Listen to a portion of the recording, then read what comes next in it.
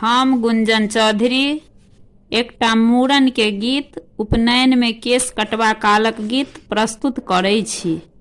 एहि गीत में हजमा की मंगै छथिन से सुनू।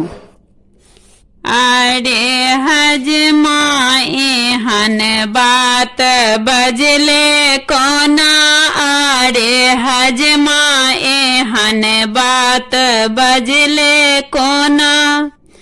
हजमा बउआ के पीसी मंगै छे कोना, हजमा बउआ के पीसी मंगै छे कोना।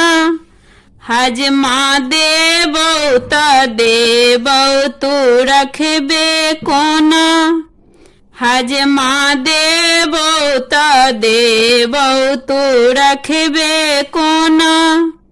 हजमा रोज सिनेमा देखबे कोना, हजमा रोज सिनेमा देखबे कोना। तू त रोज जिलेबी खुएबही कोना, तू त रोज जिलेबी खुएबही कोना। अरे हजमा एहन बात बजले कोना, अरे हजमा एहन बात बजले कोना। हजमा बउआ के मौसी मंगै छे कोना, हजमा बउआ के मौसी मंगै छे कोना। हजमा देबौ त देबौ तू रखबे कोना, हजमा देबौ त देबौ तू रखबे कोना।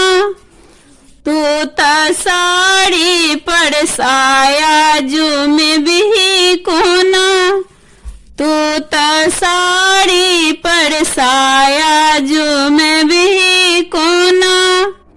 तू त स्नो पर पाउडर जुमबी कोना, तू त स्नो पर पाउडर जुमबी कोना।